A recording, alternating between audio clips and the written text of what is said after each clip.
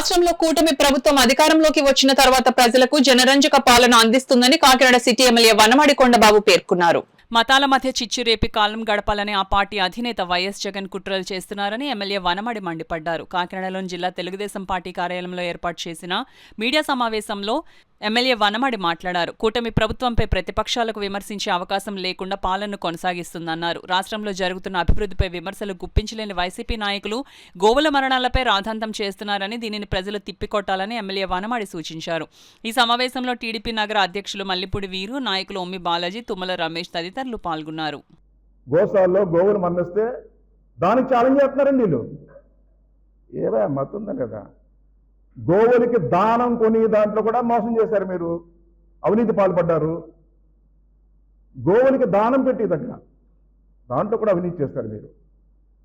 ఇవన్నీ కూడా బయట పెడుతున్నప్పుడు ఈ విషయంలో ఛాలెంజ్ చేసి అక్కడికి వస్తాం మేము అని ఛాలెంజ్ చేసి, ఏమన్నా మీరు వస్తే అక్కడ డిస్టర్బెన్స్ అవుతుంది కదండి, గొడవలు అవుతాయి కదండి, ఇవన్నీ మీకు తెలుసు కదండి. ఛాలెంజ్ అంటే దాని మీద కదండి ఛాలెంజ్ చేయవలసింది, అభివృద్ధి మీద ఛాలెంజ్ చేయాలి మీరు. ఈ ప్రభుత్వం వచ్చిన తర్వాత పనిచేసిన విధానంలో ఛాలెంజ్ చేయాలి మీరు. ఎక్కడ చేశారండి ఇంతవరకు? ఎవరైనా ఛాలెంజ్ చేశారండి? మీరు చేస్తున్న విధానం ఇది తప్పని ఎక్కడైనా చూపించారండి? మీరు చూపించలేదు. ఇది కేవలం ఏది దొరక్క కేవలం తిరుపతి దేవస్థానం ఈరోజు గతం కంటే బాగా ఈరోజు సేవలు అందిస్తున్నారు. ఈరోజు కోట్లాది మంది భక్తులు ఉన్నటువంటి వెంకటేశ్వర స్వామి మనోభావాలు దెబ్బతీసే విధంగా ఈరోజు అక్కడి నుంచి స్టార్ట్ చేస్తున్నారు వీళ్ళు. ప్రజలను మీరు కూడా అర్థం చేసుకోవాలి, ఎటువంటి విషయాల మీద వీళ్ళు మాట్లాడుతున్నారు, ఏ విధంగా ఈరోజు ఈ ప్రభుత్వం పనిచేస్తుంటే అపరిశ పాలు చేయాలని చూస్తున్నారు. దానికి ఈరోజు గోవులను అడ్డు పెట్టుకుని ఈరోజు రాజకీయం చేయాలని చూస్తున్నారు. అది కాదు కావాల్సింది, అభివృద్ధి మీద మాట్లాడండి. ఈరోజు చేస్తున్న అభివృద్ధి మీద ఛాలెంజ్ చేయండి మీరు, కానీ చేయలేరు.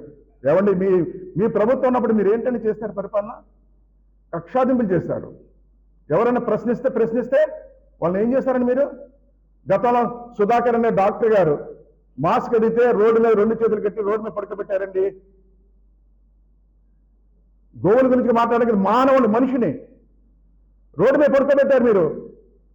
టీవీలో దాంట్లో వస్తూ ఉంటే కనీసం చూసైనా సరే ప్రభుత్వం స్పందించిందండి.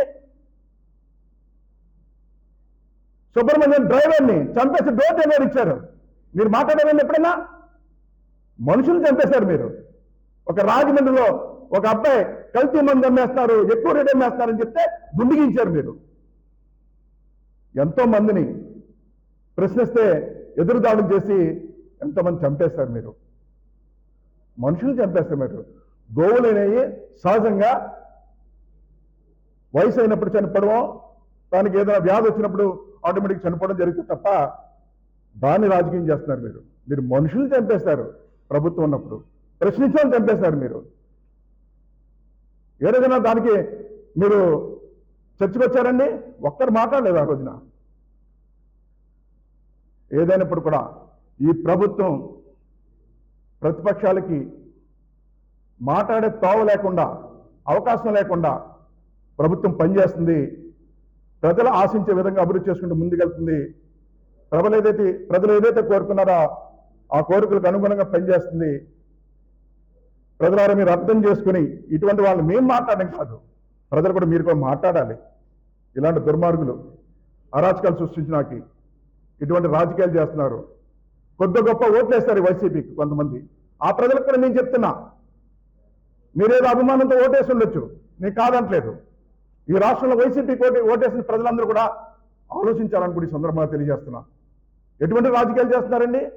ఇంత కష్టకాలంలో ఇంత అభివృద్ధి చేసుకుని ముందుకెళ్తున్న తరుణంలో, భావితరాల భవిష్యత్తు కోసం ఒక విజన్ తయారు చేసుకుని ముందుకెళ్తున్న తరుణంలో అన్ని సక్రంగా జరుగుతున్న క్రమంలో అప్రతిష్ట పాలు చేయాలని చెప్పేసి ఈరోజు ఇటువంటి నిర్ణయాలకు పాల్పడుతున్న వైసీపీ నాయకుల మీద ప్రజలు కూడా ఆలోచించాలి.